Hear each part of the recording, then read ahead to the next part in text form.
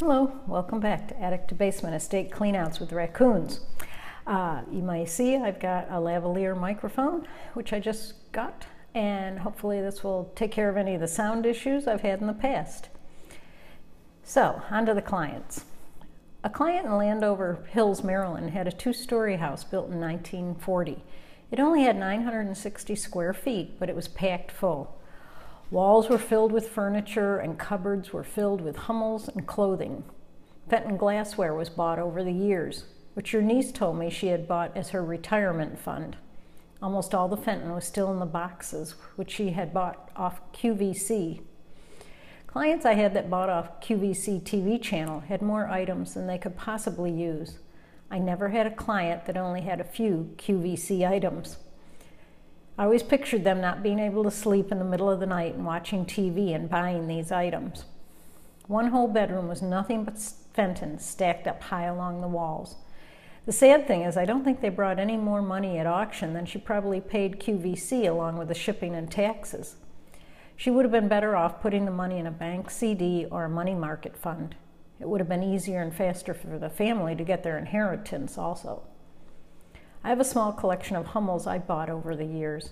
Almost all of mine have been bought from eBay, where they go for a quarter of the price of new, or even less.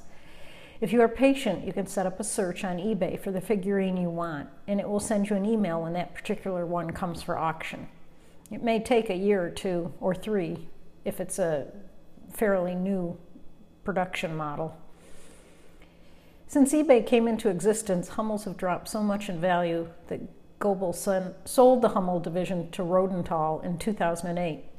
A sad end to a division that started in 1935 with designs by Sister Marie Insenata Hummel and the convent she lived in. There were also 24 pieces of clothing by Bob Mackie. He dressed Cher in the 1970s up till 2014. He also dressed Carol Burnett and Diana Ross and May Still.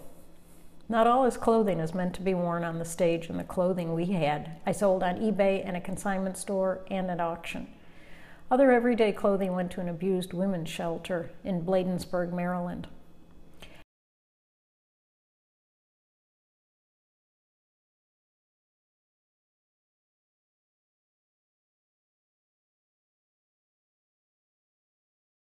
At this house we used a dumpster, and since it was September and the weather was nice, we took the trash bags out to the dumpster. One day I had a helper's son work for 5 hours and carry out broken furniture and metal shelving to the dumpster. I don't have any photos of this job, which is funny because I can picture the house and the yard with the dumpster in it, along with the living room filled with the knickknacks and the second bedroom full of Fenton boxes. Also the basement that had light color wood paneling and a drop ceiling, and rows of boxes of Fenton and other items she had bought and stored. The only photo I can show you is of the junk to the dump truck that dropped off and picked up the dumpster, along with 2 stock photos of Fenton. The next job I wanted to talk about was in Silver Spring, Maryland, in a small 2-bedroom apartment. The man was in the hospital, but his doctor said he may never be in good enough condition to live alone anymore. There were steps involved in getting to his apartment.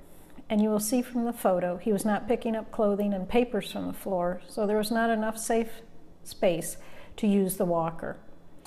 It took 14 hours to get rid of the old stale food and the junk mail and to straighten up the rest.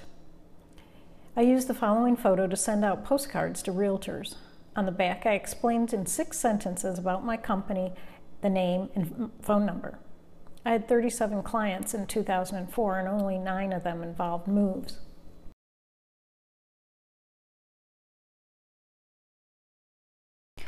A memorable client that I never met in person was a descendant of the man who started the Caterpillar Company.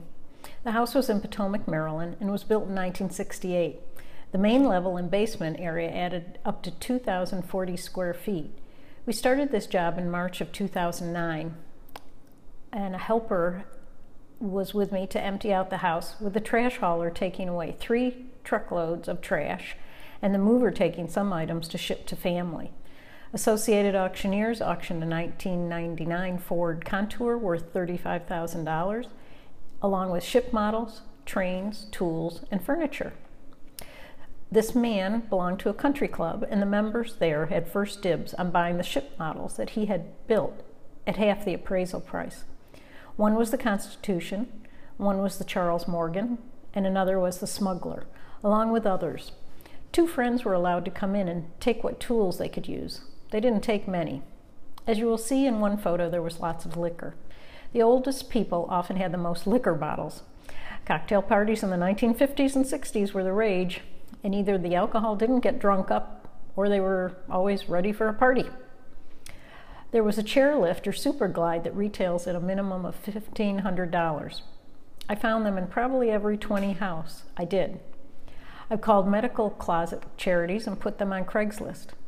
If the Kensington Fire Department's medical closet didn't have a person who needed one right then, they usually could not take them as they use up a lot of storage space on the floor. I eventually found a man who would come and take them out and pay the estate $200 and then resell them. Sometimes he sent his son, which was fine by us because the man most often was stinky and had low-slung jeans that didn't stay up. Oh well, he was usually gone within an hour. There was also an Invacare hospital bed, which most often I could give away by putting photos and the model number on Craigslist.